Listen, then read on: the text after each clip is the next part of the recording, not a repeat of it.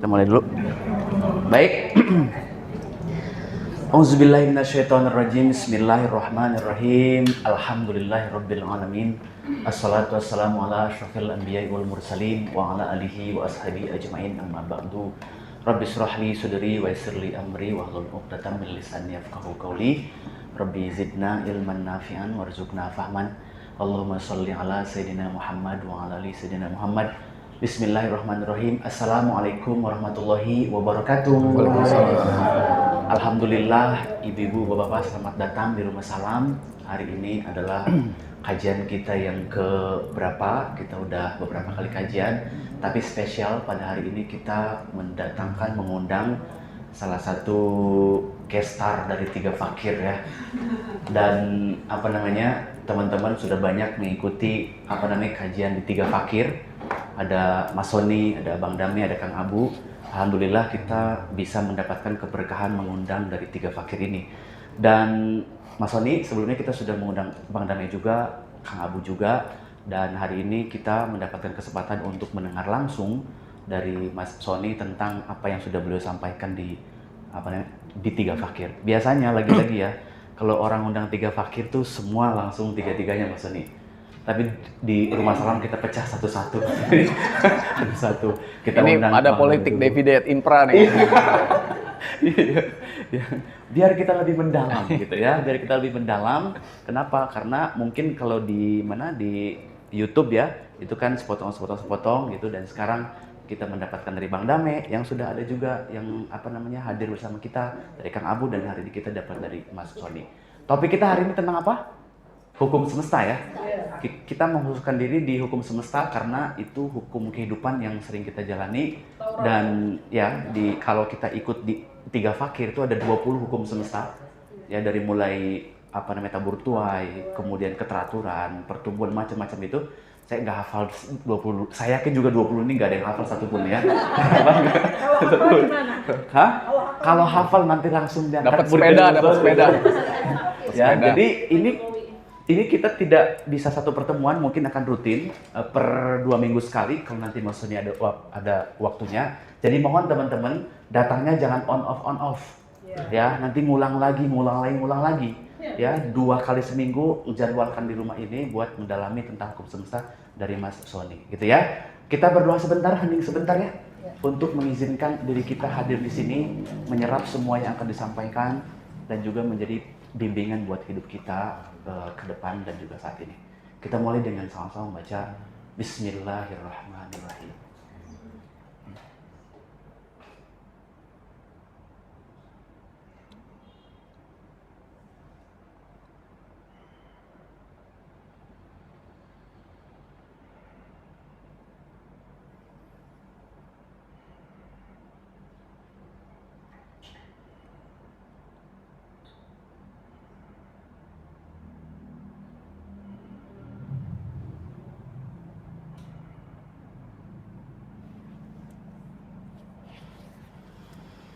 Al-Fatihah. A'udzubillahi minasyaitonirrajim. Bismillahirrahmanirrahim. Alhamdulillahirabbil alamin. Arrahmanirrahim. Maliki yaumiddin. Iyyaka na'budu wa iyyaka nasta'in. Ihdinas siratal mustaqim. Siratal ladzina an'amta 'alaihim ghairil maghdubi 'alaihim waladdallin.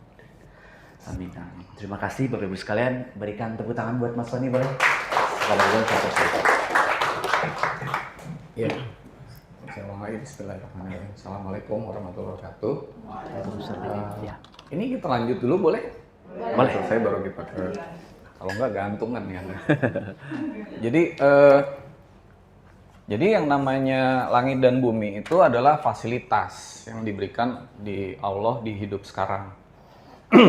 Bumi itu adalah jasad fisik. Kalau kita sebut aku 1, 2, 3, 4 nih, aku 4 lah ya gitu. Yang setiap hidup kita dikasih kendaraan beda-beda. Langit itu adalah jiwa dan roh.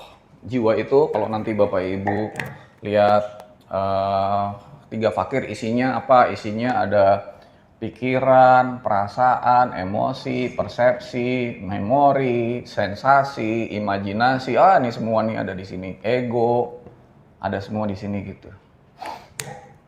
Ini adalah satu paket, jadi roh dan jiwa itu senyawa, satu paket di mana di tiap hidup kita akan bawa terus gitu. Jadi ini kumpulan dari ini semua. Yang nanti misalnya hidup lagi gitu, itu jiwa dan rohnya sama, tapi yang beda adalah buminya gitu. Jasad fisiknya diganti gitu.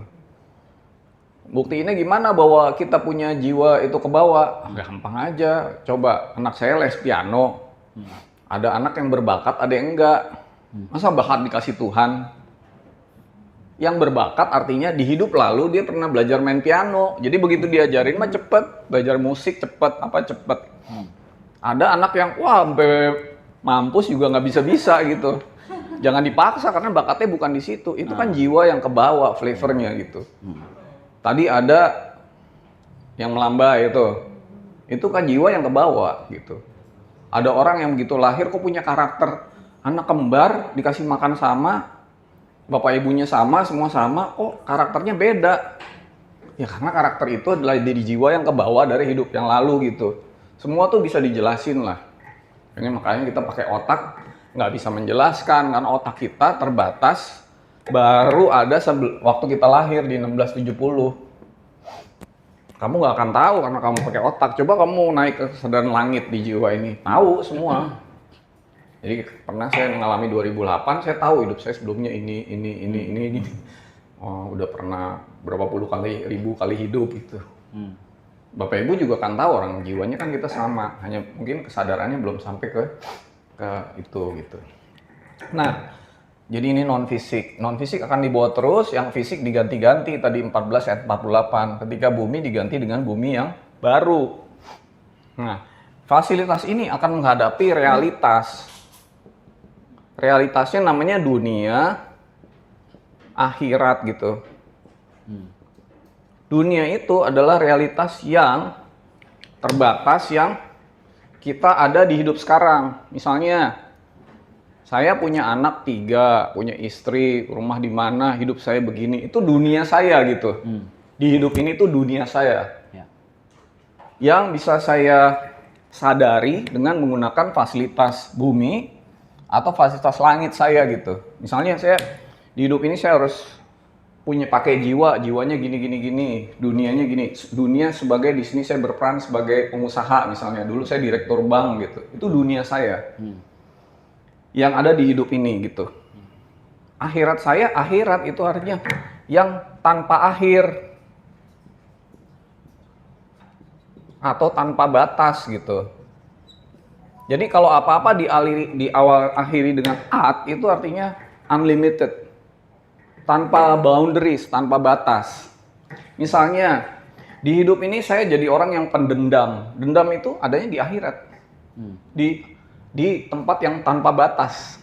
Saya bahagia saya itu adanya di akhirat, bukan di dunia. Bisa ngerti ya? Ya.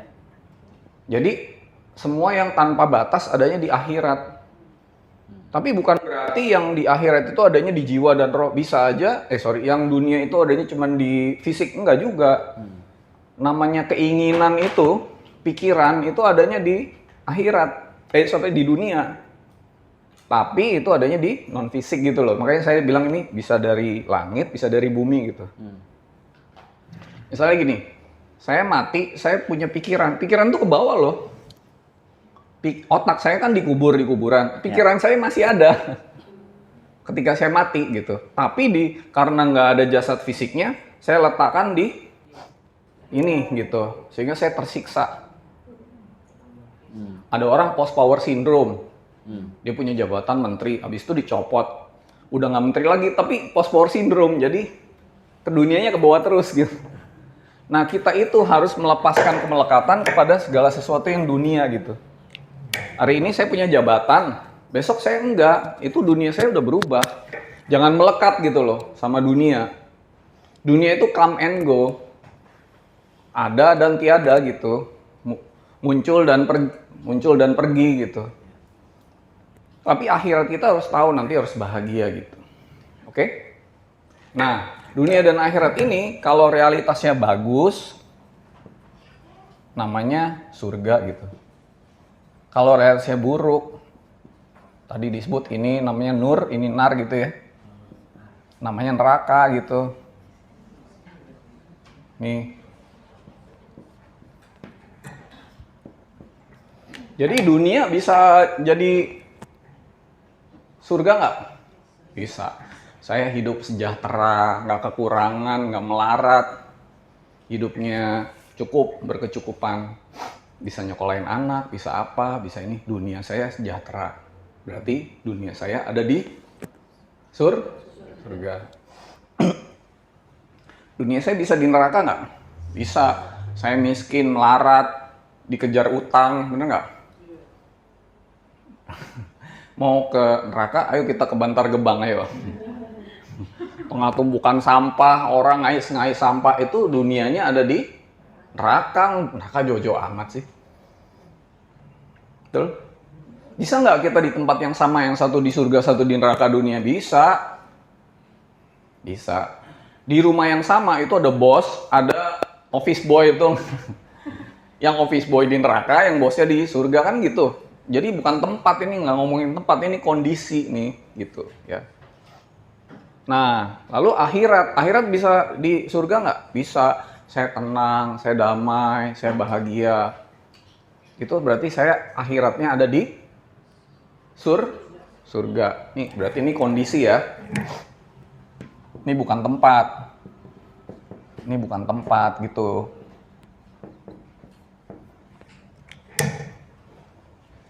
Bisa nggak akhirat saya ada di neraka? Oh, bisa. Saya dendam, saya mati penasaran. Saya pernah nih lagi mati nih Bang Dame, mati di hidup lalu. Matinya dibunuh orang. Kesel banget rasanya gitu. Dendam banget sama yang bunuh, emang mati. Bunuh kan nggak bisa balas kan? Kesel kan? Mati sih, matinya di neraka saya. Keselnya lama, ini bisa lama loh. Sampai saya akhirnya sadar bahwa ini nggak bener nih gitu. Akhirnya saya sadar, baru saya bisa meneruskan lagi kehidupan. Makanya di surat 11 ayat 106, 108, surga dan neraka itu tidak abadi. Bukan tidak abadi, tidak forever. Nih ya. Tahu nggak yang bisa bedain nggak? Forever sama eternal. Apa bedanya? Bahasa Inggris ini lebih cocok dibanding bahasa Indonesia. Dua-duanya artinya abadi. Tapi beda. Forever itu selamanya. Eternal itu abadi.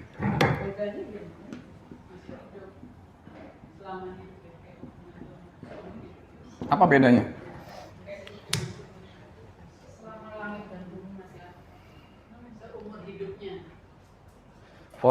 Forever itu selama-lamanya. Hari ini, kemarin, besok, tahun depan, 2 tahun lagi. Itu namanya forever. Surga dan neraka itu eternal, bukan forever. Artinya apa? Everything is becoming right now. Right now. Ada nanti, sekarang, kemarin tuh karena ada matahari, betul nggak? Coba mataharinya nggak ada. Ada nggak besok? Ada kemarin nggak? Nah, itu namanya eternal. Jadi nanti kalau kita udah mati, yang ada itu eternal. Everything is becoming right now. Itu surga, maksudnya surga abadi itu kholidina fiha abada, itu eternal, bukan forever. Jadi bukan selama-lamanya, seterusnya, enggak. Ya now, semuanya now. Right now, right here, right now gitu. Nggak ada nanti. Jadi bisa nggak kita keluar dari neraka? Bisa, kan ada ayatnya tuh, 11, 106, 108. Bisa nggak keluar dari surga? Ya bisa. Ngerti nggak bedanya? Jadi nggak ada surga neraka itu selama-lamanya, bukan. Itu eternal, right now, gitu. Nah pertanyaannya, your eternal feeling sekarang ada di surga apa di neraka? Nah, surga yang mana dulu? Ya, oke? Ngerti ya Pak? Setiap saat ini, saat nanti, saat selama-lamanya, itu namanya eternal. Tapi everything is becoming now. Jadi Allah itu nggak nanya kemarin kamu bahagia nggak? Enggak. Sekarang saat ini eternally, are you happy or not? Gitu loh. Ngerti nggak maksudnya? Oke. Nah sekarang. Jadi kalau kita di kondisi mana terus ya abadi. Dan ada nggak orang yang ada di lingkaran setan neraka isinya itu lagi? Ada.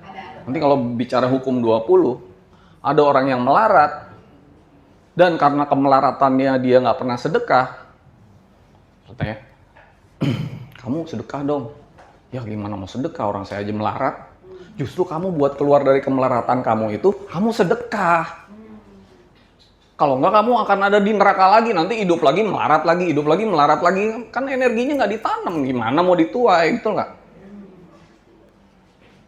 Jadi 65 ayat 7 itu bilang bahwa kalau kamu berkesempitan, kamu sedekah. Allah akan memberikan kelapangan sesudah kesempitan gitu loh. Jadi dunia kamu tuh berubah gitu loh. Betul? Nah yang diajarin agama itu, yang di hasanah itu yang dunia apa yang akhirat? Yang diajarin di Quran, kalau kita doa Robbana atina fid dunya hasanah wa fil akhirati hasanah, dua-duanya apa salah satu?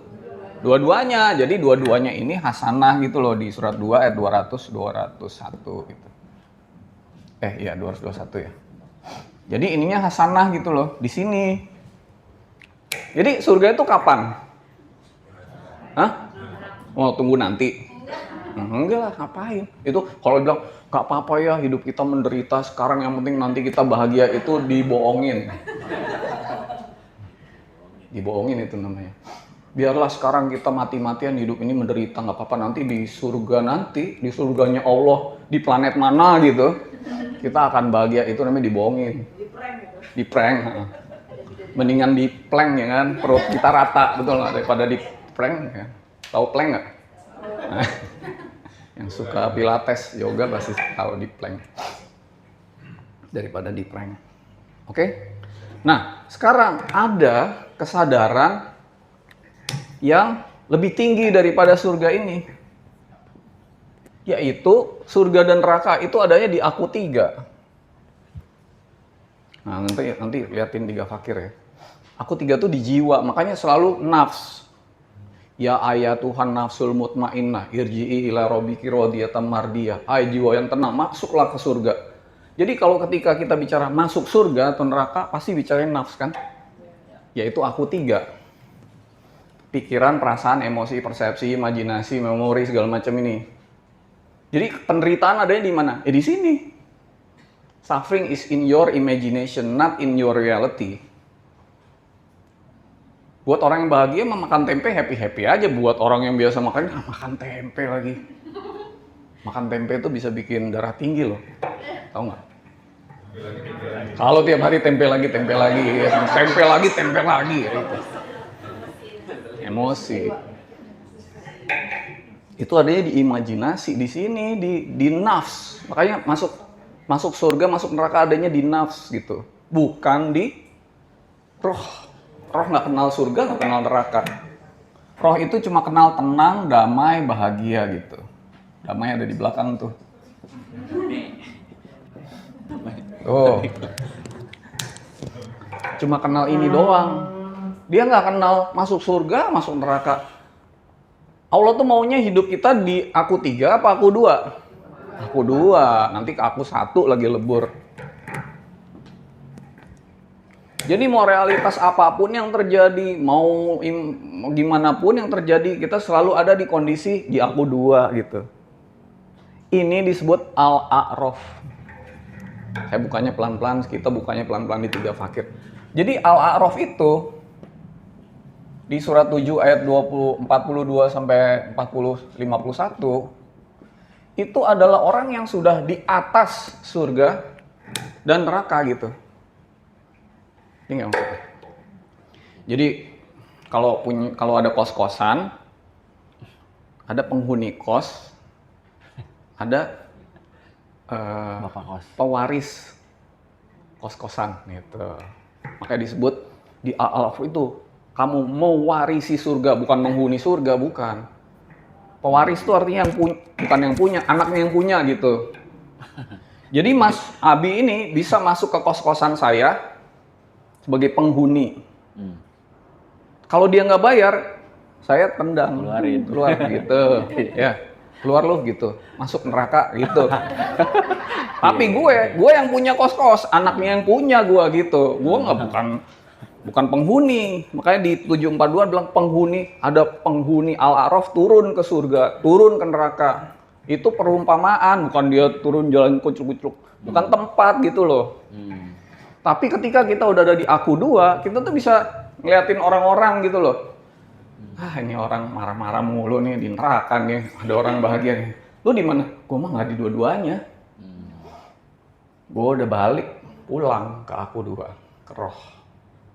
Aku udah ada di Al-A'raf. Udah nggak lahir ke dunia lagi tuh kalau. Bisa lahir dong, bukan terserah Tuhan dong. Nah ini spiritual banyak yang salah. Aku mau belajar spiritual supaya aku nggak dilahirkan kembali. Iya begitu. Padahal itu namanya bukan pulang, tapi melarikan diri. Melarikan diri. Karena hidup udah capek-capeknya. Kesel deh gue hidup nih. Benci banget gue sama orang-orang. Gue pengen spiritual supaya gue nggak lahir lagi. Itu namanya lari, bukan pulang. Mau lari kemana? Kalau Tuhan mau hidup lagi gimana emang? Tapi kita udah ada di Aku 1. Dijadiin utusannya. Kan urusan Tuhan. Nggak boleh ngatur. Ya.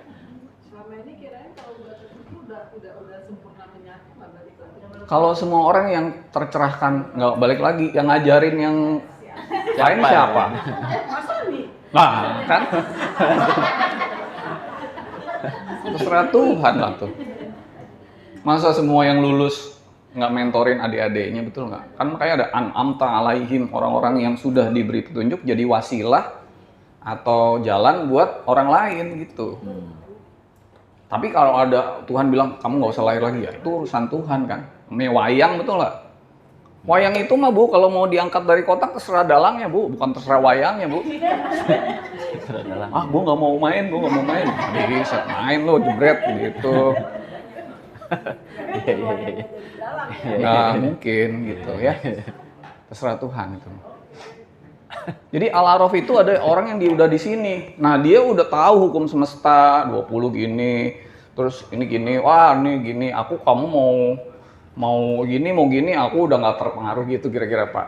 Jadi ini bukan masalah tempat, tapi kesadaran dan kondisi. Jadi bisa nggak kita ada di Al-A'raf? Bisa. Jadi mau masuk surga nggak? Nah, kalau masuk surga kita terjebak di sini. Besok juga ke neraka lagi, pagi, enak, malam, bini nyap-nyap, kesel deh gua, masuk lagi neraka. Itu kan naik turun. Sampai kapan ya? Sampai hari kiamat. Sampai kapan kamu di surga dan neraka? Sampai hari kiamat. Hari kiamat tuh bukan hancurnya bumi, bukan. Hari kamu sadar gitu loh. Kiamat itu artinya berdiri, bangun, bangkit, sadar. Sadar semua ini, makanya kita buka di 3 fakir ini supaya orang tuh kiamat gitu loh. Sadar. Ketika dia sadar, dia tahu mainnya kayak gini doang nih, ternyata hidup berkali-kali gitu. Udahlah, gue nggak mau terjebak lagi. Tahu jalannya gitu. Ada pertanyaan di sini? Jadi itu kembalinya lagi ke syahadat lagi. Ya nanti kalau hidup bisa bersyahadat tuh artinya Tuhan yang melakukan di sini. Kita udah di Aku 1, menggunakan roh, menggunakan jiwa, menggunakan badan fisik, tapi yang pakai Tuhan gitu. Kita cuma menyaksikan aja Tuhan yang melakukan. Gitu. Itu step by step sih. Ya. Tadi kan salah satu bukti bahwa jiwa itu Biar kedengaran. terlahir kembali itu dari orang yang berbakat atau enggak itu kan? Misalnya. Ya. Nah kalau dalam statement Tuhan itu menciptakan sesuatu unik tidak sama dengan yang lain itu gimana? Oh iya, semua itu nggak akan sama. Kenapa? Karena ada hukum namanya perbedaan kan dari 20 hukum semesta itu. Everything is so unique. Maksud saya perbedaan dalam tuh penciptaan itu apakah dalam perbedaan bakat itu juga? Enggak juga. Karena bakat itu dipupuk dari jiwa yang berevolusi. Jadi perbedaan lebih ke fisik? Saya sama ibu nggak sama di level fisik juga beda kan? Di level jiwa kita punya pengalaman beda nggak? Iya. Nah, berarti karakter nggak ada yang sama dong? Karena dievolusi oleh hidup yang beda-beda kan? Perannya juga beda-beda gitu. Di level roh, semua itu sama. Semua spesial. untuk Tuhan. Nggak ada satu roh yang lebih jelek dari roh yang lain. Karena semua percikan Tuhan. Gitu. Nggak ada satu roh yang lebih tinggi daripada yang lain. Roh para nabi rasul sama kita sama. Bedanya kesadarannya gitu. Bedanya adalah yang satu dialiri oleh Tuhan langsung tanpa pengaruh dari aku 3 dan aku 4. Aku 4 ini termasuk otak ya. Jadi ini fisik plus otak gitu. Kalau yang ini itu aliran doang isinya. Makanya di 53 ayat 1 sampai 4 apa yang dikatakan bukan nafsu tapi wahyu gitu. Wahyu itu artinya dialiri. Nanti kalau kita udah kembali ke aku 2 apalagi lebur ke aku 1, hidup tuh aliran gitu. Kata-kata kita tuh aliran gitu. Udah bukan dari pikiran, perasaan, emosi, persepsi, imajinasi, udah bukan, tapi aliran semua. Gitu. Oke. Oke, ada lagi? Ya, Bu. Kayaknya kita habisin di sini aja, kayaknya lebih seru. Buku supasnya minggu depan. Mas Wadi, kalau di kehidupan sekarang udah ada kesadaran, apakah kesadaran itu bisa untuk bekal di kehidupan yang berikut-berikutnya? Masih menggunakan kesadaran yang sudah ada sekarang atau harus di-develop baru lagi? Saya misalnya punya anak.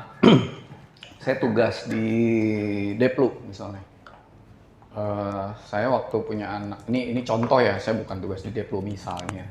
Lalu saya pas anak saya TK, saya ditempatin di Singapura gitu.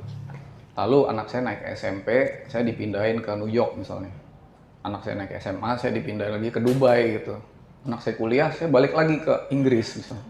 Karena anak saya nggak ngulang dari TK lagi, Bu. Begitu pindah ke New York, ya terusin aja SMP. Begitu pindah ke Dubai, terusin SMA. Begitu ke UK, ya kuliah gitu. Tetapi kalau di hidup ini kita dididik untuk tidak sadar kepada diri sejati yang namanya aku 3 dan aku 2, hidup kita akan ada hanya di pikiran, perasaan, emosi ini. Ininya nggak keluar nih. Nggak keluar. Sampai kita benar memeditasi, kita bisa meretrieve semua apa yang udah kita pelajarin yang sebelum-sebelumnya baru. Jadi kuncinya jangan sibuk hidup itu. Jangan sibuk dengan ini. Kalau sibuk dan tidak sibuk sama banyak aktivitas tuh beda loh. Hari ini pagi saya kesini, nanti saya jam 1 signing. Lalu nanti jam 3 saya ada meeting lagi. Aktivitas banyak, tapi sibuk nggak? Enggak. Kalau nggak sibuk aku nggak kesini.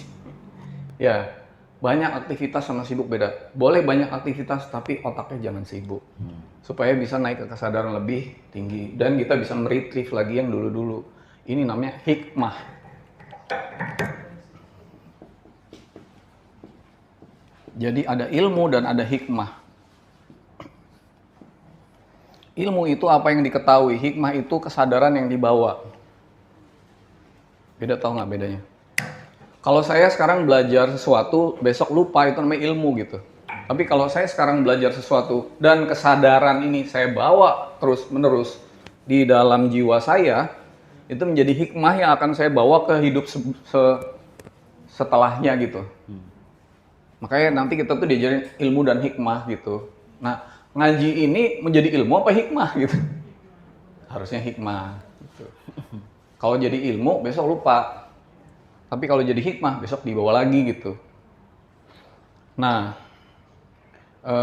asal jangan sibuk gitu. Misalnya saya dulu bingung loh, kok aku jadi hafal Quran gini? Aku sekolahnya aja bukan IAIN, ekonomi UI gitu sekolahnya. Karena oh iya setelah saya lihat lagi, ya iyalah dulu pernah belajar. Sekarang tinggal di-retrieve lagi, itu bukan suatu hal yang, bilang ilmu laduni, bilang itu. Kayak mujizat, enggak biasa aja kali. Gitu. Biasa aja, asal kita jangan sibuk. Jadi saya pernah amnesia 2008, tiba-tiba hilang semua memori. Hilang semua memori termasuk nama saya siapa, hilang. Nah itu baru masuk pluk gitu. Kalau nggak ngalamin itu, wah hidup saya sibuk kan. Jadi makanya kita harus hidup meditatif yang santai aja. Nanti itu retrieve bisa diambil gitu kesadaran yang dulu-dulu, yang bagus-bagus lah ya. Ada pertanyaan lagi? Ya. Ada yang lain? Ya. Seru nih kayaknya pengajian ini ya. Aku nggak usah udah sampai ke sini, udah enak gitu. Kayaknya Bang Damai udah ngebuka jalan, saya tinggal ini. Enak ya. Maaf nih, mungkin agak nggak nyambung.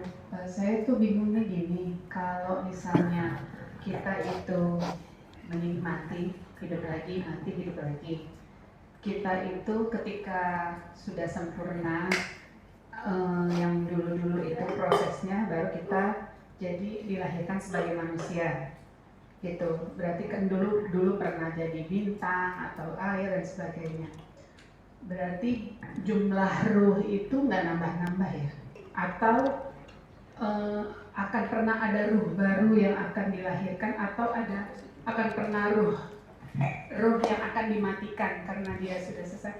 Tadi kan memang udah dibilang itu kan kehendaknya Allah ya, mau dihidupkan lagi atau enggak. Jadi sebenarnya ketika penciptaan awal itu jumlah itu memang sudah segitu, tinggal materinya secara jasad aja yang beda-beda. Ada yang air, ada yang bintang, ada yang manusia. Atau memang manusia itu dari dulu sampai sekarang jumlah ruhnya tetap sama. Ya, kalau di 39 ayat 42 ya, itu ada orang yang mati dan itu digenggam gitu, nafsnya digenggam. Jadi orang yang tidur itu juga digenggam kan? Begitu tidur nafsnya digenggam. Makanya orang tidur ditanya, kamu punya keinginan apa gitu? Des.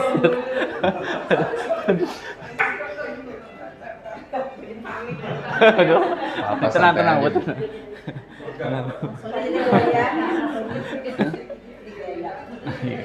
Saya gampang goyang orang. Oke. Iya.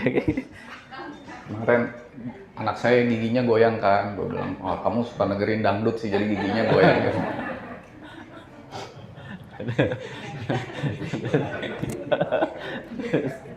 Kalau saya disuruh bercanda, Bang Damai tahu untuk, oh bercanda saya jorok-jorok gitu, Bu, porno-porno.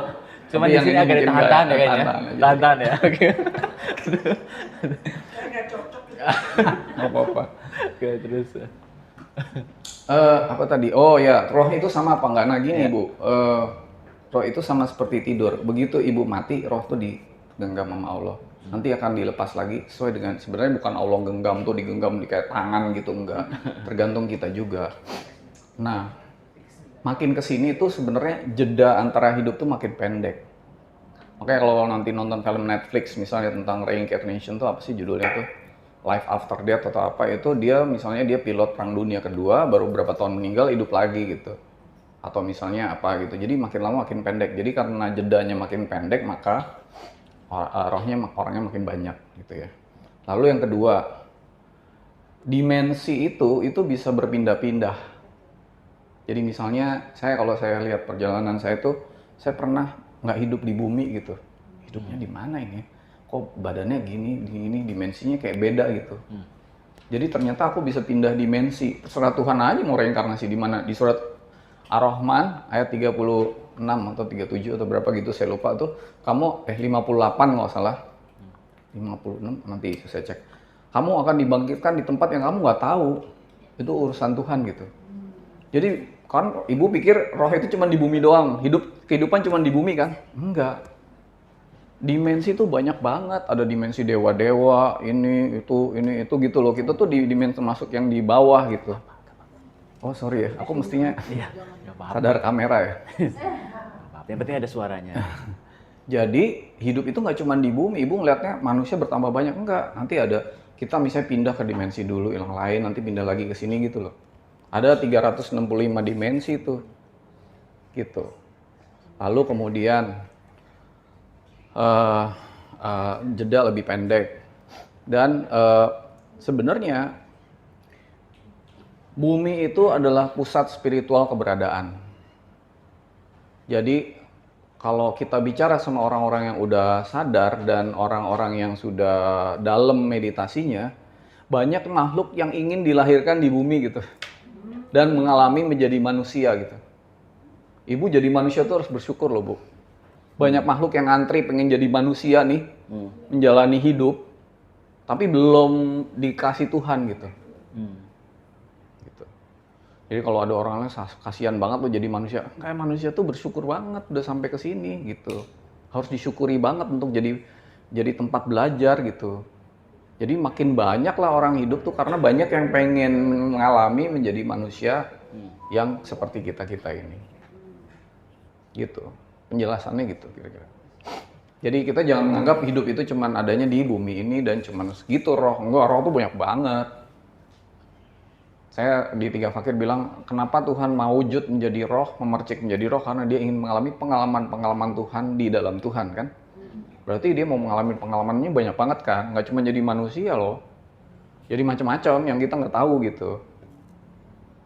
Tapi kok saya pernah ngalamin, pernah jadi ini, pernah jadi itu. Nah, saya pernah dikasih buku sama Bang Dami namanya 13 Lives ya. 13 kali hidup tuh orang-orang ngarang buku di regresi, terus dia ngalamin hidup-hidup sebelumnya. Saya baca tuh tipis gitu bukunya. Dia pernah jadi makhluk di dimensi lain dan ada bahasanya gitu. Pernah. Ya, saya juga pernah ngalamin, oh ini bener nih. Gitu. Jadi intinya, tapi pertanyaan seperti itu tuh pertanyaan nice to know. Bukan have to know. Jadi jangan otak kita dipenuhi sama pertanyaan-pertanyaan yang nggak penting. Maaf ya, itu pertanyaan nggak penting tuh. Nanti jadi sibuk lagi. Nah, sibuk. Yang penting itu kita tahu caranya untuk, aku kalau ngomong apa adanya Bu ya, Ibu mau sakit hati urusan dulu gitu. Itu udah pertanyaan nggak penting. Jadi, iya. Kita jangan, otak kita terlalu nakal untuk nanya hal-hal yang nggak penting. Pak, kentut batalin wudhu nggak? Suka-suka lu gitu. Serah lu lah, mau batalin wudhu kayak mau kagak gitu. Saya kalau mana lagi ngimamin sholat di rumah, kentut, anak saya, ulang tuh. Ya enggak usah gitu. Jadi ada banyak hal yang tapi ini direkam ya. Bodo amat. Banyak hal yang nggak penting yang kita tanya otak kita tahu, pengen tahu bagaimana jalan pulang, itu yang paling penting. Nanti nanya lagi, dulu saya reinkarnasi pernah jadi apa ya, pernah jadi peran apa aja, nggak penting lah. Yang penting itu adalah apa dulu, karakter apa ya yang saya pernah nggak saya nyakitin ini orang di hidup lalu kenapa saya ketemu lagi sama ibu-ibu di sini, berarti punya karma masa lalu di hati saya minta maaf ya untuk kesalahan saya kepada ibu misalnya, kenapa saya ketemu nih di sini semua, ini ada sebabnya nggak? Kalau nggak ada hukum keterhubungan connectivity, kita bakal ketemu nggak? Kenapa kita ketemu? Pernah di masa lalu. Ada karma kan yang harus selesai hari ini kan. Jadi ya berarti saya akan dalam hati saya minta maaf ya Bu gitu. Tapi kalau saya baru ketemu, Bu minta maaf, Ibu bingung kan? Dalam hati aja, minta maaf ya gini. Ya Allah ampuni dosa-dosa saya kepada teman-teman ini atas yang sebelum-sebelumnya dan saya memaafkan. Nah itu have to know. Tapi kalau dulu gue pernah jadi apa ya? Pernah jadi penyanyi apa-apa. Ya ngapain? Harus dipilah pertanyaan tuh. Ya, oke. Tapi di sini aja kalau ada orang nanya gitu, saya kadang-kadang saya jawab juga kan tadi kan. Saya kan nggak bilang, itu nggak penting Bu, aku nggak mau jawab. Nggak juga. Tapi ke depan, tanyalah yang have to know, yang kamu harus tahu, bukan kamu pengen tahu gitu. Oke? Nah itu pertanyaan dari hati biasanya. Hati nanyanya gimana? Menurutku ini penting. Ya. Tadi Mas Sony bilang ini hafal Tuhan itu dari kehidupan sebelumnya ya. Kemungkinan. Ya pasti Bu. Ya pasti. Jadi apakah tidak ada jadi namanya mukjizat, miracle dan tiba-tiba Tuhan suka-suka dia memberi sesuatu gitu? Kalau memang semuanya berasal dari kehidupan sebelumnya. Semua itu ada sebabnya. Sebab akibat. Ada sebab. Apa mukjizat apa lah misalnya? Apa misalnya? Cerita Nabi lah misalkan. Misalnya? Cerita Nabi itu kan mukjizat tuh. Nah, misalnya Nabi Musa bisa membelah laut. Waktu itu ada fenomena alam di mana Laut Merah memang ombaknya bisa begitu gitu. Nah kebetulan Nabi Musa dan Nabi Musa energinya kan besar. Kalau seseorang energi besar, apa yang dikatakan terjadi nggak? Jadi ini hukum energi aja. Ya kayak di surat 51 ayat 17 sampai 21. 22 lah ya 21 boleh lah. Kalau kamu itu berbuat baik terus-menerus di hidup, setiap hidup kamu beramal soleh terus dan di malam-malam kamu bermeditasi dan sebagainya, maka semua akan terjadi sesuai perkataan yang kamu ucapkan. Tapi itu bukan mukjizat, itu hukum energi. Iya, iya. Mukjizat itu kan nggak bisa dijelasin. Semua ini bisa dijelasin kok gitu. Kan kayak dulu kan mukjizat Nabi Sulaiman bisa bicara dengan binatang. Sekarang kan banyak yang bisa. Bisa. Bisa. Oh, ada bisa dilatih kok. Iya. Ngomong sama Bisa kucing, kursus, bisa kursus. Ya kan? udah nggak mukjizat lagi. Ngomong sama monyet ya kan. Kalau di rumah kan Bahkan sama semut itu bisa. kan ada cewek cakep di kafe kan. Lanjut, Cakep. lanjut, Emang- lanjut. Lanjut, Nggak boleh ya? Oh, iya. lanjut. Lanjut. Ada cewek cakep di kafe, Oh ya, ada terus cewek nggak cakep di apa-apa. kafe, terus di depannya sialan nih cewek apa si cowok ini dapat cewek cakep banget nih monyetnya sialannya. Jadi dia tiap hari ngobrol sama monyet juga kan gitu. Monyet itu suaminya gitu maksudnya.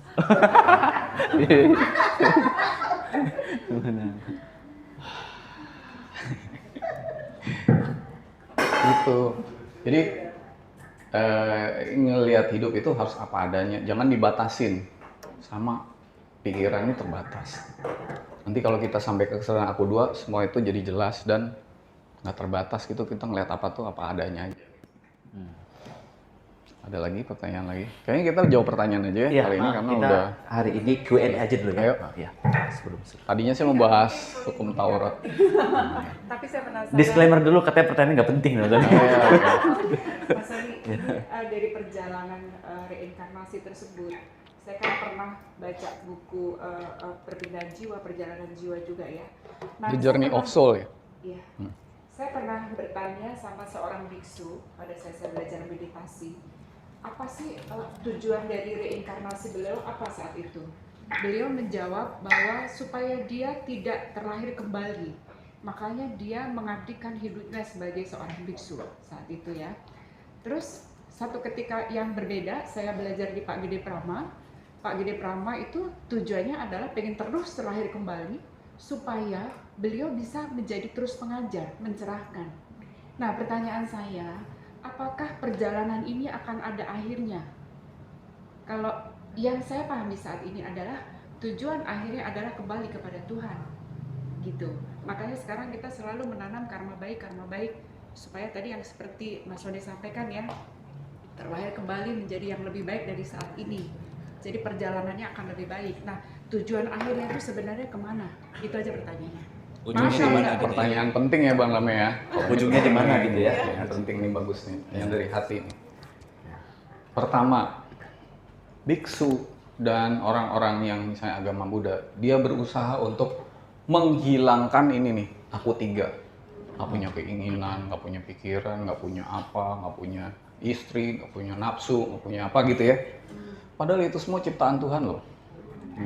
Yang jangan dihapus. Tetapi ajaran Al-Quran adalah dirahmati gitu. Jadi 1253 itu semua nafsu itu su. Su itu buruk. Su. Semua ini tuh buruk. Kecuali yang dirahmati. Jadi hidup itu bukan menghilangkan ini semua. Dan hidup nggak kawin, nggak apa, nggak ini, macam-macam gitu. Kalau ada yang bilang, ada yang orang ke dokter kan, dok saya pengen umur panjang gitu. Kamu ngerokok nggak? Enggak. Kamu main cewek nggak? Enggak. Kamu minum-minum? Enggak. Kamu hiburan ke disco? Enggak. Lah ngapain mau umur panjang kan? Ada juga ya. Canda. Mau ngapain ya? Ngapain umur panjang? Rokok enggak, main cewek enggak, ini enggak, ini enggak, ini enggak. Oh, asik umur panjang. Bercanda. Nah ini hidup itu bukan menghilangkan aku tiga, tetapi mengendalikan aku tiga. Jadi kalau ada orang hidup yang mau istilahnya apa ya? Apa sih istilahnya? Kalau nggak mau kena bakteri, nggak mau kena apa tuh apa tuh? Steril, nggak bisa, nggak bisa. Hidup itu tiap hari kita ada di situ, ada di sini. Cuma justru seninya hidup di situ. Karena Allah menciptakan ini supaya Allah bisa mengalami pengalaman-pengalaman Tuhan melalui kita. Dan ini gitu loh.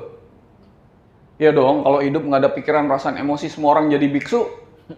Siapa yang bikin kopi ini semua? Padahal Allah pengennya kita, aku udah, sebelum semua diciptakan, aku udah punya pengetahuan bikin cappuccino. Tapi kan nggak ada barangnya. Akhirnya ada orang bikin cappuccino gitu kan. Akhirnya saya minum cappuccino. Oh, Tuhan ngalamin minum cappuccino lewat aku gitu loh. Betul nggak? Ya.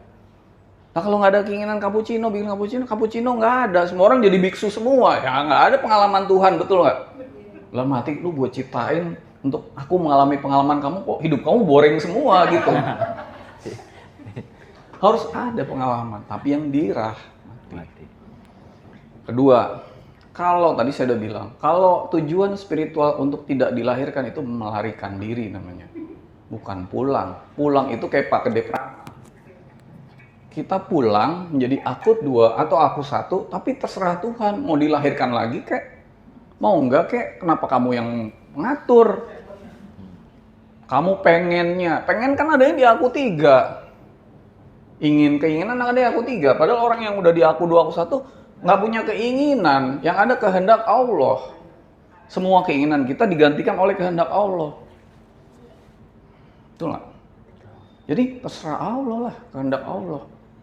Makanya kalau kita udah di kesadaran aku satu, aku dua, apalagi aku satu, berdoanya nggak gini, ya Allah semoga, ya Allah semoga itu kan keinginan, doa di aku tiga, betul nggak? Ya kalau kejadian, kalau nggak kamu kecewa, masuk nar lagi, neraka lagi gitu loh. Masalah tuh cuma dua kan. Apa yang kamu ingin nggak kejadian, apa yang nggak kamu pengen kejadian. Cuma dua masalah itu, masalah hidup, bener nggak? Nah, yang masalah kan bukan di kejadiannya, di kepengenannya itu. Makanya nanti kalau udah doa di aku dua atau aku satu, doanya cuman Ya kun, Allah. nggak manggil ya Allah lagi, ya Allah kan di sosok. Udah disosok.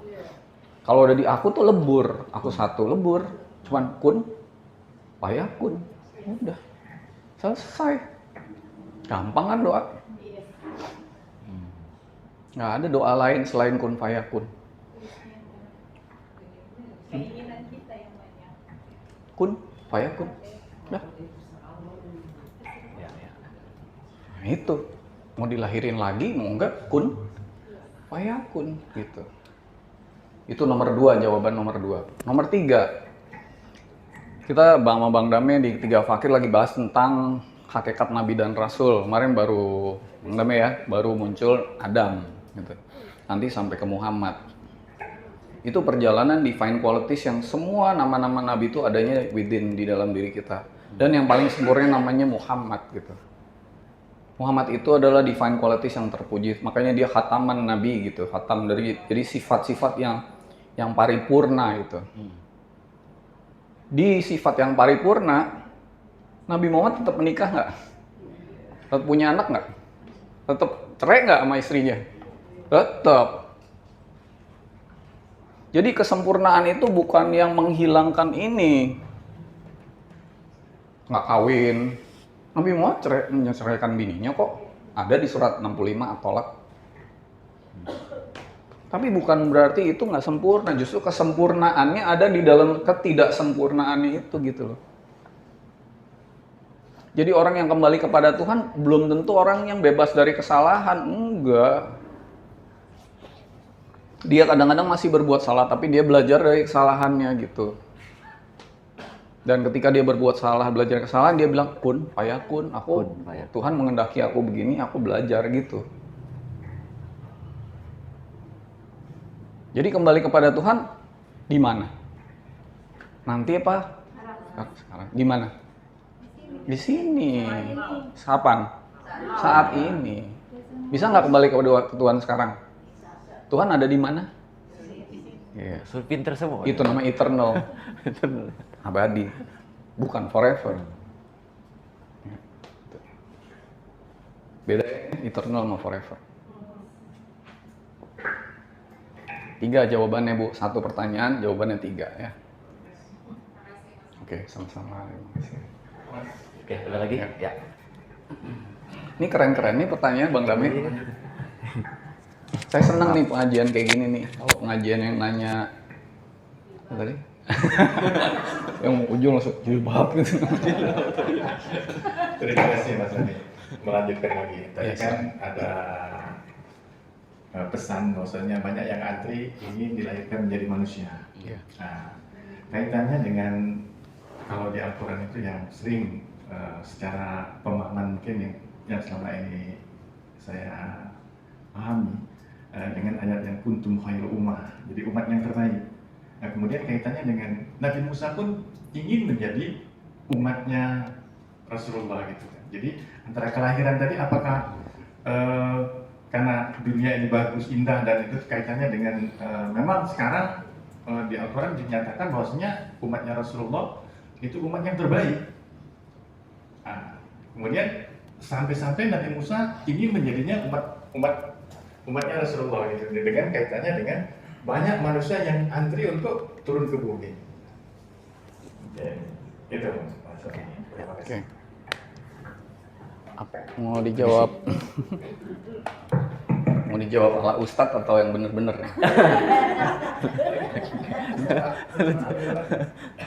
Yang benar-benar lah. Pertama, sebenarnya nabi-nabi utusan Tuhan itu dari sesuatu yang satu gitu. Jadi kalau bicara Musa, Muhammad itu sebenarnya ya dia juga. Makanya nanti coba deh dengerin 3 fakir judulnya Alif Lam Mim. Ada 13 tuh. Kan 13 substance gitu, isi gitu. Yang makanya ketika Nabi Muhammad bilang, ingatlah ya Muhammad ketika Musa. Kata-kata ingatlah. Artinya apa? Udah pernah. Satu. Jadi jangan lihat, wah nih saya ini cuma ke Nabi Muhammad doang gitu. Nabi Muhammad lebih tinggi daripada nabi-nabi yang lain kan gitu tadi Bapak bilang. Nggak boleh kayak gitu. Kalau saya dapat surat dari tukang pos, yang saya lihat suratnya apa tukang posnya? Hah? Tukang posnya ganteng nih. Isinya surat tagihan, betul nggak? Suratnya kan? Jangan pernah lihat tukang posnya. La nufarriqu baina ahadim mir rusulih gitu. Jangan kamu membeda-bedakan utusan Tuhan gitu. Yang kamu lihat tuh Tuhannya gitu. Yang membawa pesan itu bisa siapa aja. Tapi kamu lihat di balik pesan itu ada pesan siapa? Surat Al-Baqarah 285 atau 65. Lalu di surat 4, 150, 152 dibilang, jangan membeda-bedakan utusan Tuhan. Kamu kafir yang sebenar-benarnya. Artinya kita jadi musyrik figur. Merasa bahwa nabi yang satu lebih tinggi dari nabi yang lain. Itu kan cerita mau berlomba-lomba jadi umatnya Nabi Muhammad, itu kan cerita Pak. Nabi Muhammad nggak ngajarin gitu. Nabi Muhammad bilang, nggak boleh beda-bedain utusan. Nggak boleh. Dilihatlah pesannya.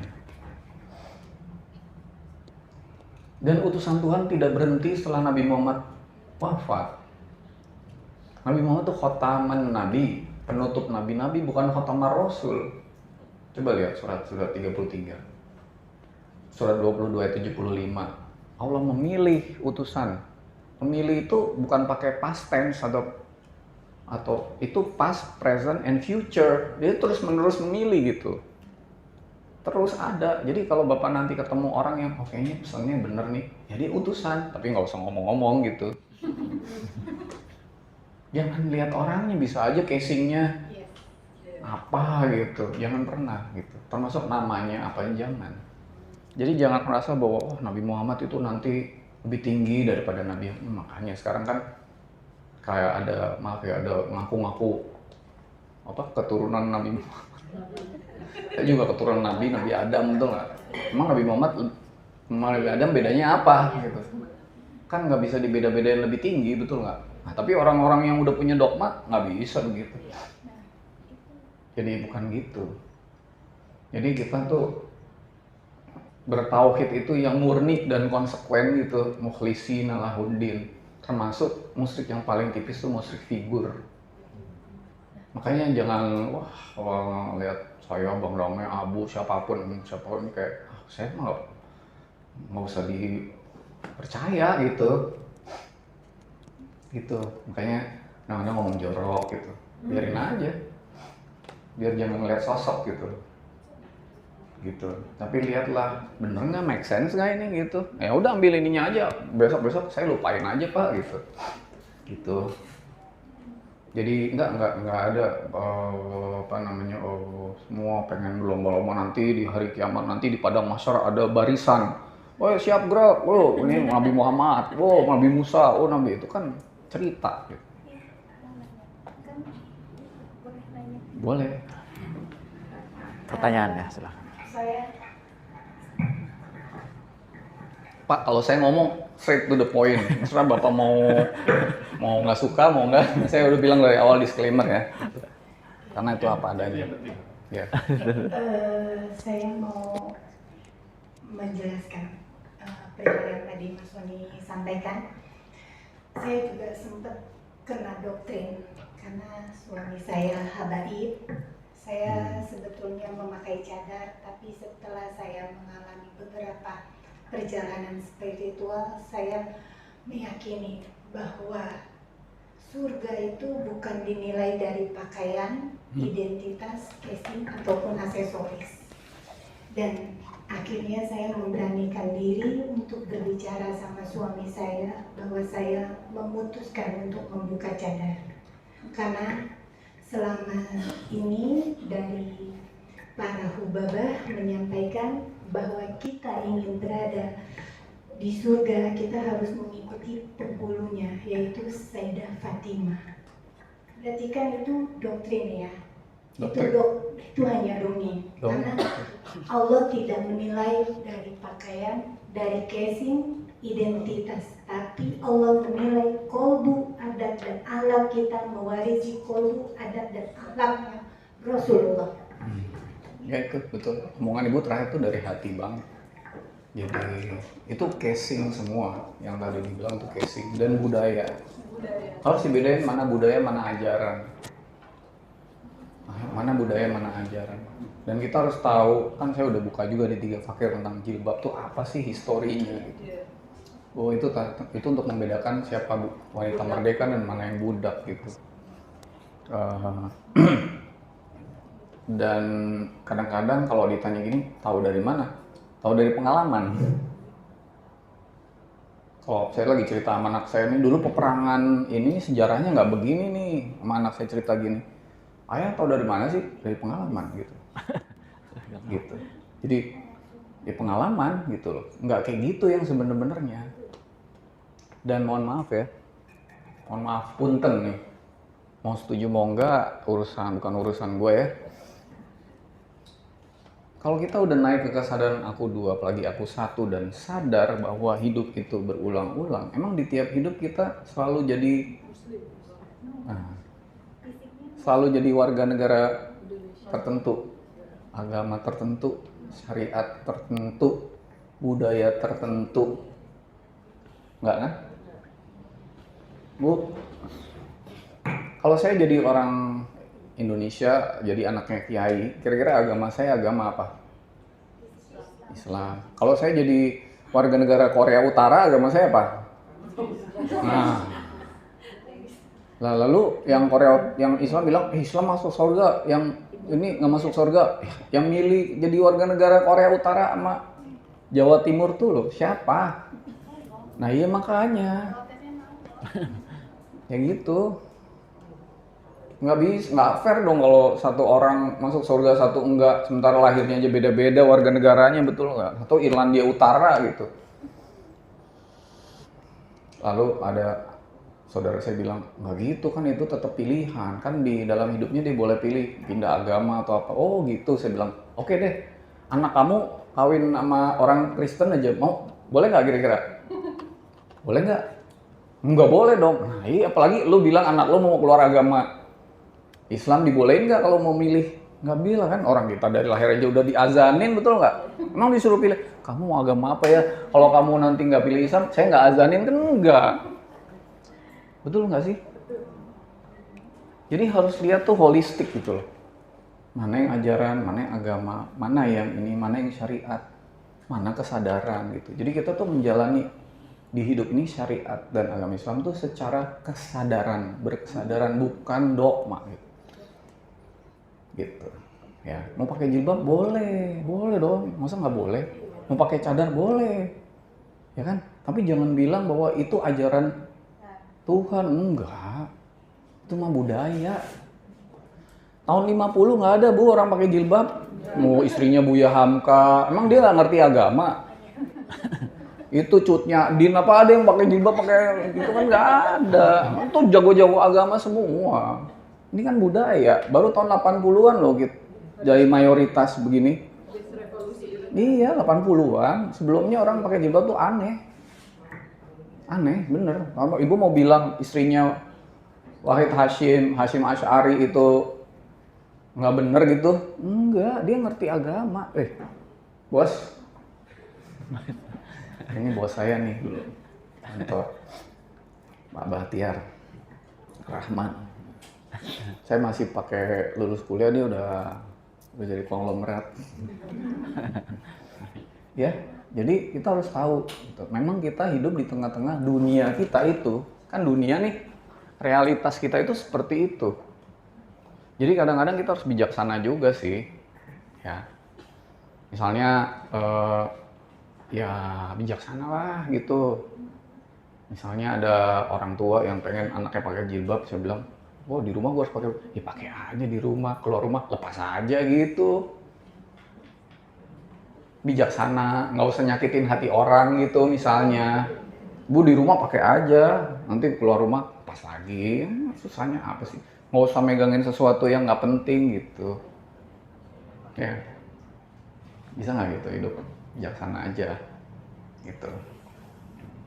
Makanya nanti kita bicara ada hukum Taurat, ada syariat, ada budaya, dan ada kebiasaan. Hukum Taurat itu ada 20 yang ada di 3 fakir, Mbak. Nanti kita bahas tuh. Harusnya hari ini ternyata nggak memungkinkan, kita tanya jawab aja. Lalu ada syariat. Syariat Nabi Muhammad sama syariat Nabi Isa beda nggak? Beda. Sholatnya beda nggak? Puasanya beda nggak? Yang benar yang mana? Semuanya benar. Puasanya Nabi Isa sama Nabi Muhammad beda. Sholatnya beda-beda semua nggak? Tapi semua Nabi ngajarin sholat nggak? Kok beda-beda semua syariatnya? Ya memang syariat itu di surat 5 ayat 48 dan 22 ayat 67 dan 45 ayat 18 beda-beda. Yang benar bukan cuma satu syariat loh. Kalau satu syariat cuma satu dong. Gitu. Kan beda-beda. Dan Al-Quran tidak memuat syariat bukan berarti syariat Al-Quran itu tidak sempurna. Enggak, sama sekali enggak. Coba buka nih surat 12 ayat 111. Surat 6 ayat 89. Surat 14 ayat 52. Surat 11 ayat 1. Quran itu sempurna. Bukan berarti Allah lupa gitu loh. Kok Allah nggak ada bilangnya di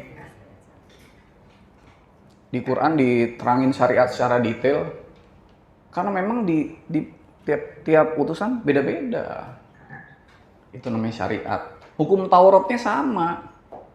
Berbuat baik, jangan mencuri, tidak berbohong, itu 20 hukum Tauratnya sama. Mau agama apa aja, syariat apa aja, kapan aja, di mana aja, waktunya kapan aja, itu hukum Tuhan itu, hukum semesta itu sama. Namanya dinul qayyimah. Dinul itu kepatuhan, qayyimah itu yang nggak berubah-ubah gitu. Tapi syariat itu berubah-ubah. Gitu. Di bawah syariat ada budaya. Budaya itu lain lagi, di bawahnya lagi. Kalau pakai baju yang pakai hijab gitu. Pakai hijab kalau di Arab mah cowok juga pakai hijab, namanya khimar, betul nggak? Pakai gitu, bukan cuma cewek tuh. Hah? Didah atau khimar? Itu. Oh, khimar tuh cewek ya? Oh ya, oke deh. Pakai gitu. Iya, benar. Kalau nabinya turun di Jepang kira-kira pakai apa? Nah, ya kimono. Semua pakai kimono, kan itu budaya. Itu budaya. Kalau buka puasa pakai korma tuh budaya apa ajaran? Ya budaya. diturunnya di Cianjur pakai candil kan gitu. Jadi bukan berarti buka puasa pakai korma dapat pahala. Enggak gitu kali. Itu budaya. Jadi ada hukum namanya Taurat. Ada di bawahnya namanya syariat. Ada yang namanya budaya dan kebiasaan. Ini beda-beda semua. Dan jangan kemudian budaya jadi hukum. Ini direkam sih ya, kalau nggak saya ngomongnya lebih keras ya. Enggak apa-apa, dari aman sini aman. Aman, ini nggak di broadcast ya? Enggak di broadcast. Ini buat internal aja kita. Ntar yang di puncak ya. Mau saya bongkar dikit nggak? Ya boleh. Bongkar dikit ya, bongkar banyak. Berbuat baik tuh adanya di mana? Taurat, syariat, beramal soleh adanya di mana? Taurat. Nah itu namanya hukumnya tabur tuai nanti kan. What goes around comes around. Apa yang kamu tanam akan kamu tuai. Sebesar biji zarah pun balik ke kamu sendiri. Baju adanya di mana? Budaya. Jadi baju jilbab begitu tuh adanya budaya apa? Syariat. Budaya itu. Tapi memang budaya ada yang masuk Quran juga, karena waktu itu misalnya di surat 33 ayat 59 agar kamu dikenali. Kamu pakai gini, tuh baju gini, bukan untuk dapat pahala, bukan. Nggak, baca dulu ayatnya. Agar kamu dikenali. Makanya ketika ini menarik, ada ponakan saya di UK, lagi ada rasis kan ini, yang orang Islam dipersekusi. Saya bilang sama ponakan saya, nggak usah pakai jilbab dulu, karena kalau pakai jilbab kamu dikenali. Nah malah digebukin kan? Lepas dulu jilbabnya. Wah bapak ibunya marah, dia ngomong nggak bisa dong gini. Loh baca tuh 3359, kamu pakai jilbab supaya dikenali. Sekarang kamu pakai jilbab malah kamu dikenalin, digebukin gitu. Lepas dulu, nanti kalau udah calm down, pakai lagi. Nggak bisa, ini syariat, bukan, itu budaya. Gitu loh.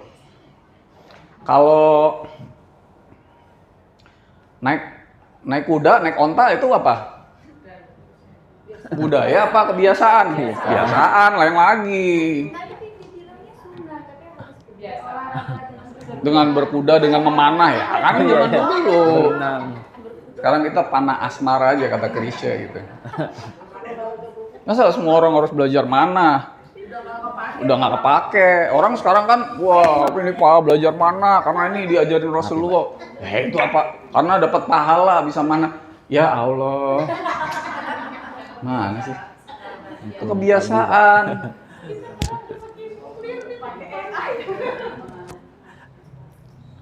Kalau buka puasa makan korma apa? Kebiasaan. Gitu. Kebiasaan. Sikat gigi pakai siwak apa?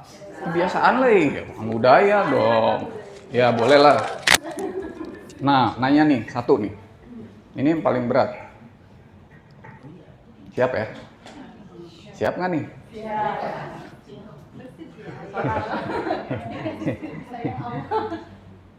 Tuh, jenggotnya langsung gini jenggotnya. Ini jenggot ini apa? Syariat apa? Kebiasaan. Mana ada budaya pakai jenggot lah tuh, Pak. Kalau saya ini ada cerita nih. Ya.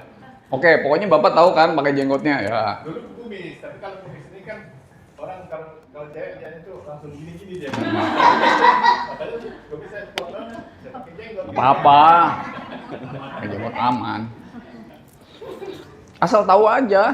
Jangan nyuruh orang pakai jenggot terus ini wah sunnah Nabi ya, dari mana? Abu Jahal juga pakai jenggot atau bener nggak? Lagi orang sunnah Nabi pakai jenggot, oh mau gua, saya ikut Pak, saya bilang gitu. Fotonya mana fotonya? Kalau bener-bener Nabi Muhammad pakai jenggot, ada fotonya gue ikutin. Sekarang fotonya aja nggak ada. Ntar dulu. Satu pertanyaan lagi nanti. Satu pertanyaan lagi ya. Kalau tadi mau nanya apa tadi? Ayo sini. Jenggot. Siap ya. Tapi jangan marah ya. makan babi. Eh, Itu tar- yang mana? Gak haram, gak haram. Ini apa ini? Ayo. Babi kan diharamkan di Quran. Yang mana? Biasa. Aku tahu tuh jawabannya. Apa? Karena babi itu minum airnya banyak. Nah, babi itu setahun lahir 9 ekor. Satu hari dia minum 16 liter. Kita minum 3 liter. Kalau babi itu tidak diharamkan di Mekah, mati orang Mekah. Mati orang Arab. Karena air lebih ke buat babi daripada buat manusia.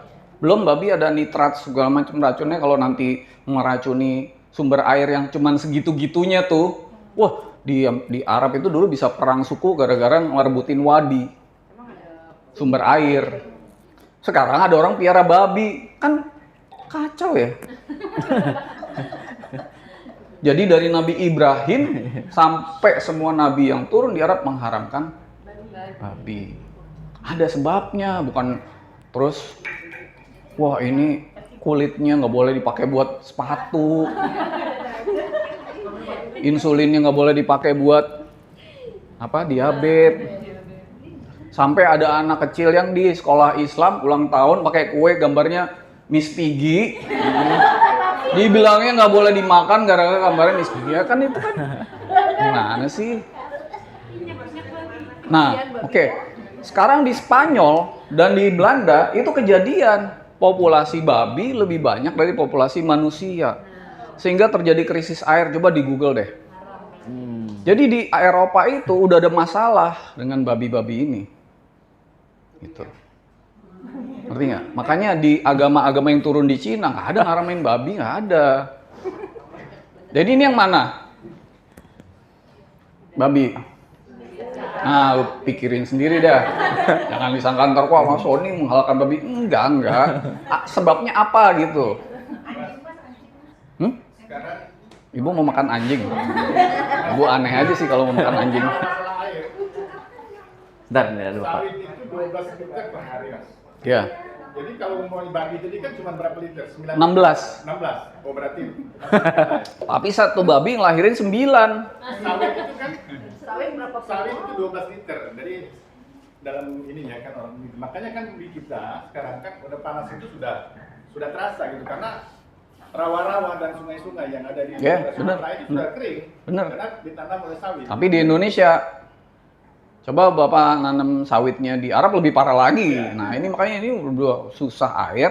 Orang miara babi kan nggak boleh dong. Nah kenapa orang miara? Karena ada yang makan, betul nggak? Kalau nggak ada yang makan, nggak ada yang miara, betul nggak? Jadi diharamkan gitu loh Pak. Jadi jangan babi disalahin lah, gimana? Ngerti nggak maksudnya? Konteksnya tuh harus tahu gitu. Ya. Oke? Oke, satu lagi Mas Sony ya. Boleh. Sebelum ini jalan. Ya. Assalamualaikum warahmatullahi wabarakatuh. Waalaikumsalam warahmatullahi wabarakatuh. Terima kasih Kak Habib. Mas Sony ingin bertanya. Ada sesuatu yang sangat menarik dan menjadi pertanyaan adalah tadi kan Mas Sony jelaskan perjalanan manusia ada 1, 2, 3, 4 itu Mas ya. Nah kalau misalnya saya melihat posisi saya mungkin di posisi eselon 4 yang coba naik ke eselon 3 gitu ya Mas Sony ya. Dan di sini saya melihat situasinya melihat keluarga terdekat atau orang terdekat itu ibaratnya ya mudah-mudahan kita udah mulai naik ke eselon 3 gitu Mas ya.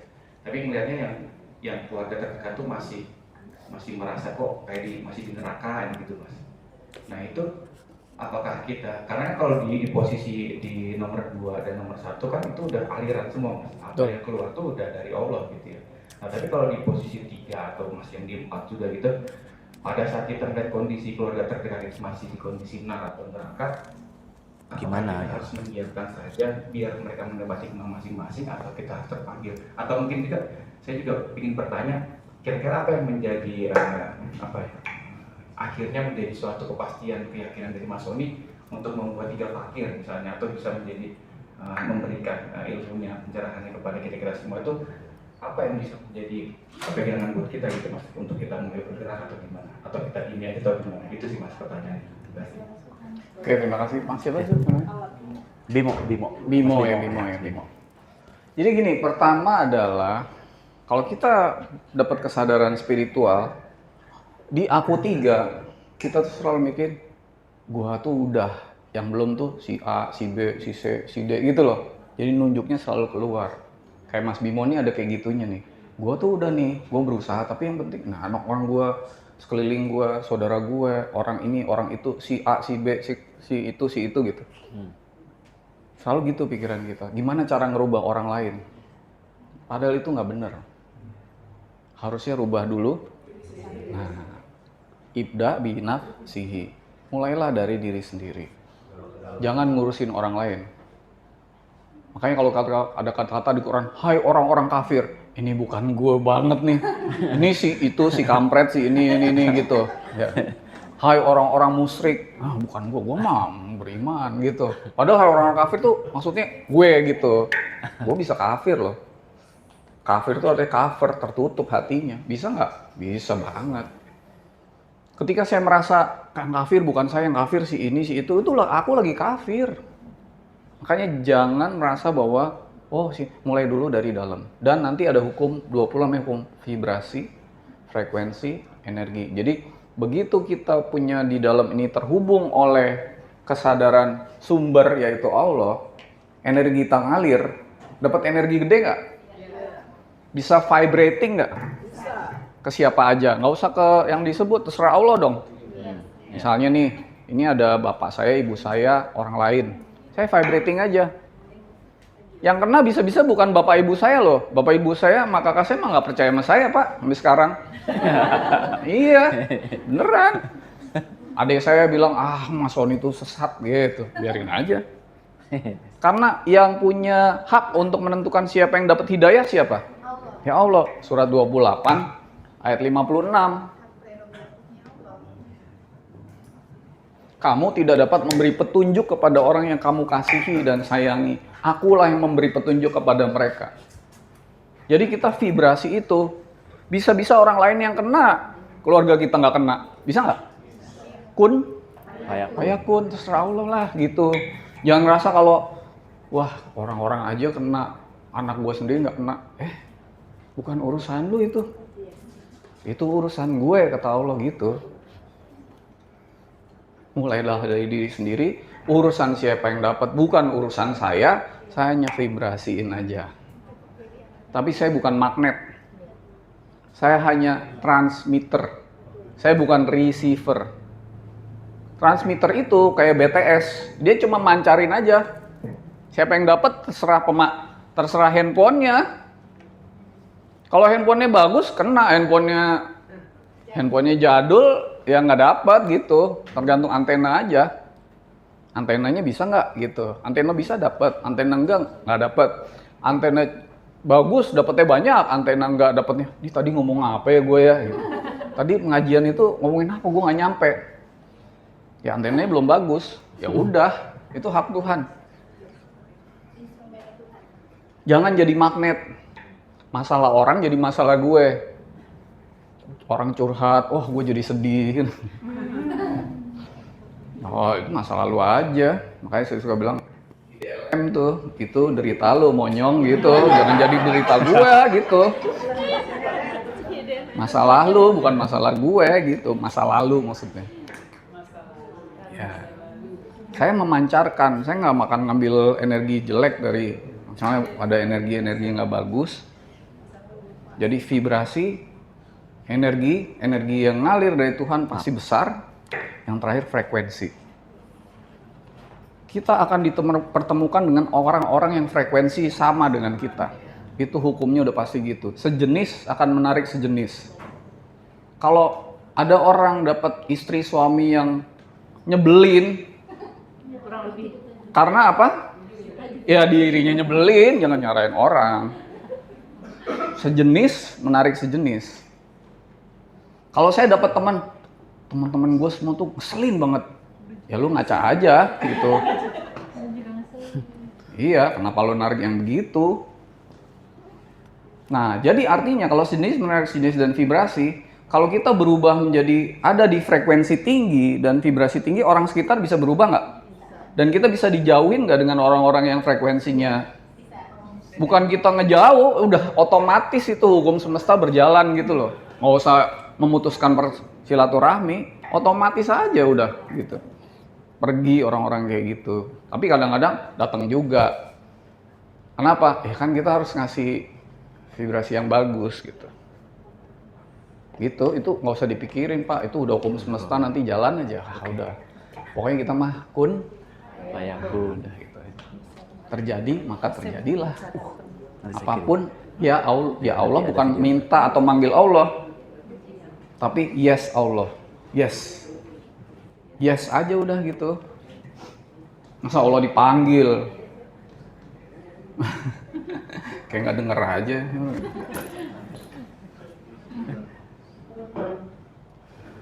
Oke.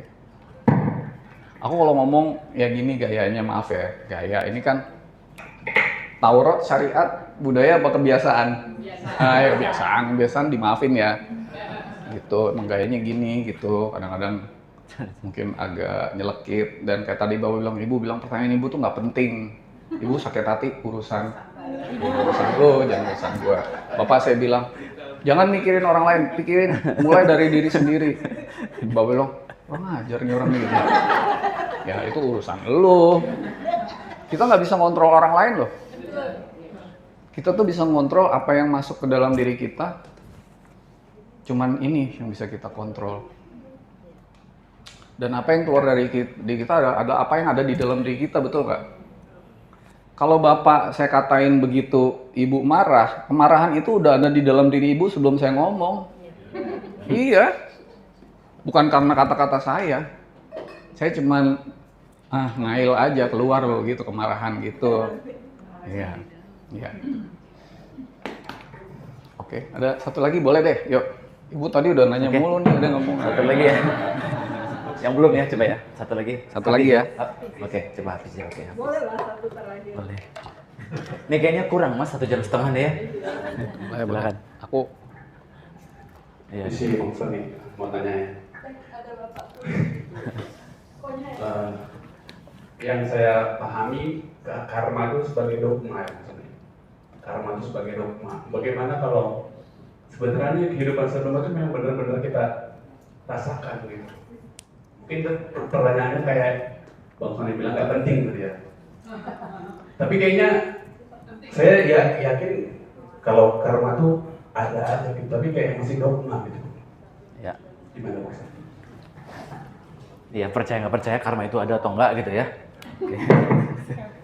pernah kecemplung got nggak? Pernah ketabrak serempet motor?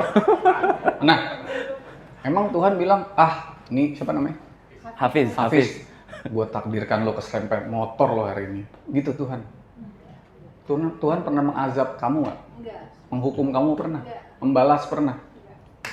Allah itu maha baik, maha kasih sayang. Semua apapun keburukan yang kamu hadapi di hidup ini akibat siapa? Perbuatan kita. Perbuatan kamu sendiri. Surat 4 ayat 79. Apa-apa yang terbaik menimpa kamu adalah dari Allah. Apa yang buruk terjadi pada kamu adalah akibat Perbuatan. Jadi kalau kamu keserempet motor karena apa? Ada 57 ayat 223 juga. Kalau kamu mengalami kesedihan, jangan kamu bersedih hati. Atau kalau kamu mengalami kebaikan, jangan sombong gitu. Segala keburukan yang terjadi di hidup ini akibat perbuatan kita sendiri. Segala yang terbaik yang turun dalam hidup ini akibat apa? Nah, jangan bilang karena perbuatanku. Karena bimbingan Allah lah aku bisa berbuat baik gitu. Kalau tanpa bimbingan Allah, aku nggak bisa bikin karma baik nih yang sesuai dengan hukum Tuhan. Jadi itu karena Allah gitu. Yang buruk karena kita nggak dengerin Allah gitu. Jadi kamu keserempet motor karena apa? Hati-hati. Dogma nggak itu? Kamu keserempet motor. Iya bilang karma itu dogma. Habis itu keserempet motor. Itu realitas. Buah karmanya udah mateng gitu. Buah karma itu ditanam dan butuh waktu untuk matang. Sebelum itu matang harusnya kamu tobat kembali. Makanya di surat 3, 133, 135 dikatakan bersegeralah kamu kepada ampunan Tuhan. Bersegera tuh artinya sebelum karmamu mateng gitu loh. Kalau udah mateng mah nggak bisa, alamin aja gitu. Mau doa berkali-kali nggak bisa, harus dialami itu karma itu. Di surat 9 ayat 75 sampai 80. Mau didoain 70 kali juga nggak bisa. 70 kali juga nggak bisa, artinya ya udah alamin aja. Karena perbuatan kamu sendiri. Gitu. Jadi, nah kalau di surat 3185, kematian itu terjadi untuk menyempurnakan balasan. Menyempurnakan balasan itu artinya udah dibalas di hidup ini, disempurnakan di hidup yang berikutnya gitu. Disempurnakan tuh artinya diselesaikan gitu. Bisa nggak balasannya di hidup yang sama? Tuhan maha cepat hisapnya kan? Bisa nggak?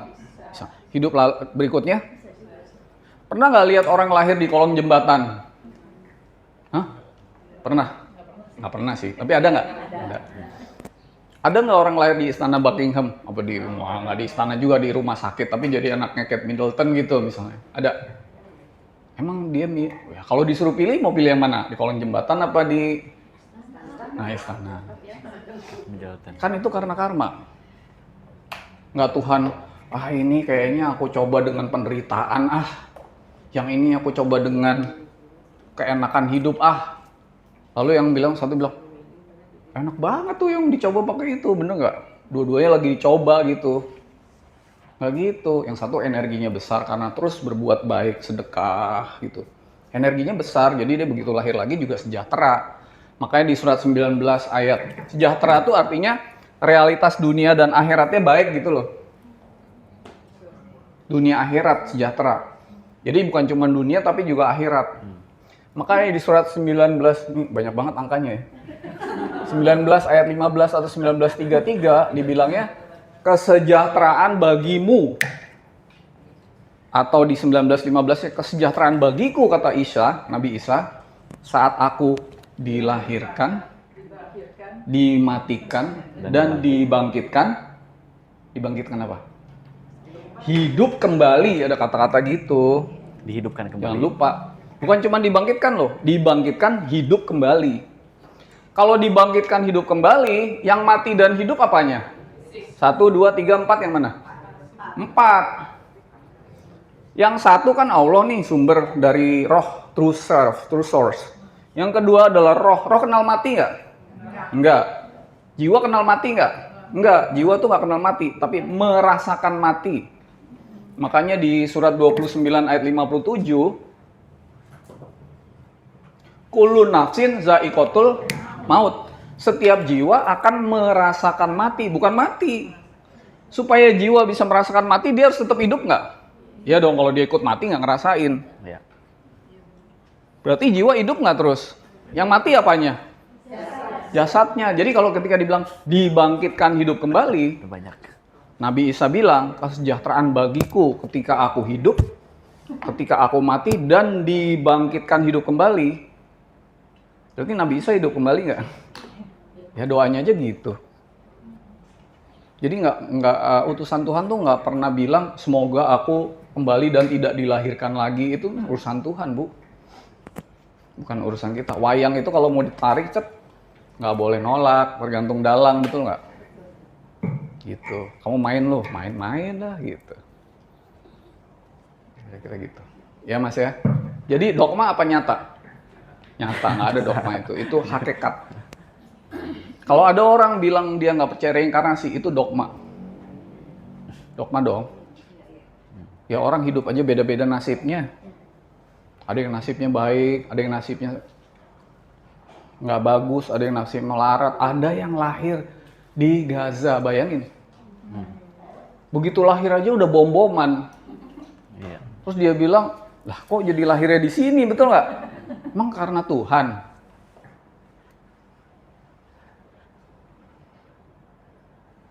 Ada yang lahir di Swiss gitu, atau New Zealand. Coba suruh pilih yang mana, ayo. Itu aja udah jelas bahwa karma itu nyata gitu. Bukan dogma, bukan. Ada yang lain jenius loh. Jenius, tadi saya bilang jenius di dalam musik. Diajarin bentar jago. Ada yang, gua mah udah belajar bertahun-tahun nggak bisa. Gitu. Itu kan real. Real nih kita hadapin di hidup sekarang, semua real.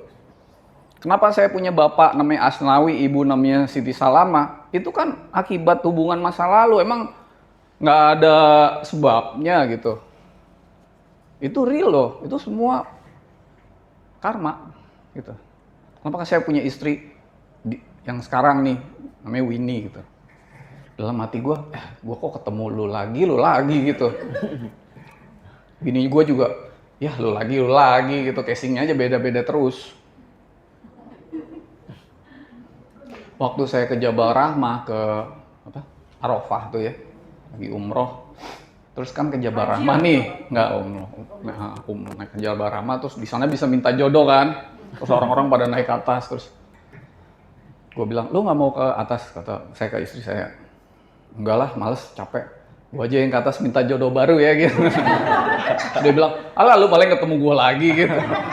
Ya juga sih, gue bilang, udah nggak usah sini aja deh. Iya. Gitu, ya.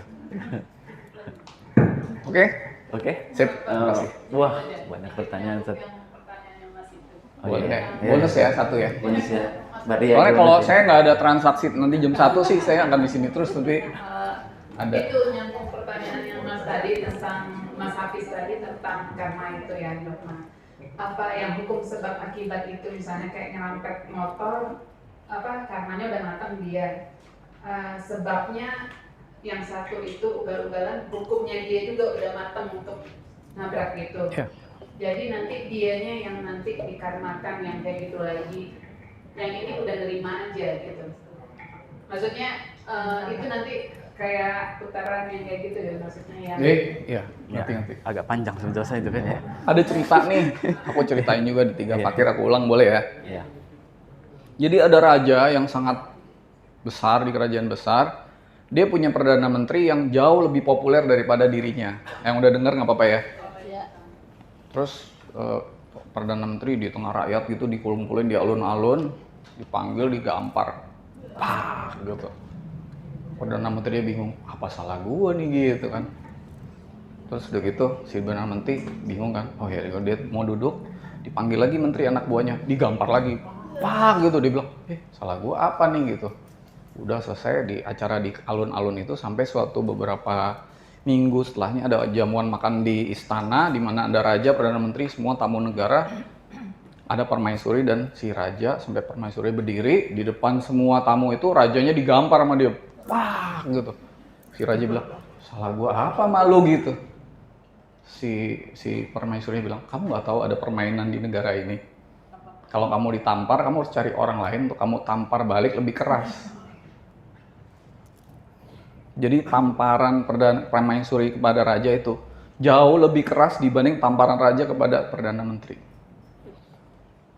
Itu namanya balasan yang berlipat. Jadi ternyata hukum, kalau di ekonomi ya Mas Bahtiar, ada present value of money gitu. Uang itu nilai sekarang sama depan beda. Maka balasan itu juga beda gitu. Nggak harus orang yang sama balas, bisa yang lain gitu. Jadi itu hukumnya sangat kompleks, algoritmanya sampai kita tuh nggak tahu gitu. Nggak tahu lagi.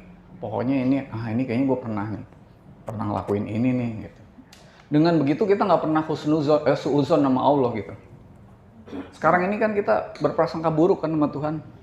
Bahwa Tuhan tuh menghukum, mengazab, membalas, jahat, keras, kita harus takut, betul nggak? Padahal semua mah akibat perbuatan kita sendiri. Allah mah nggak pernah ngurusin kita satu-satu, Bu. Nggak ada, semua tuh hukum yang jalan gitu. Kita harus tahu hukumnya gitu. Supaya hidup itu ada di Al-A'raf. Gitu. Jadi pewaris kos-kosan gitu.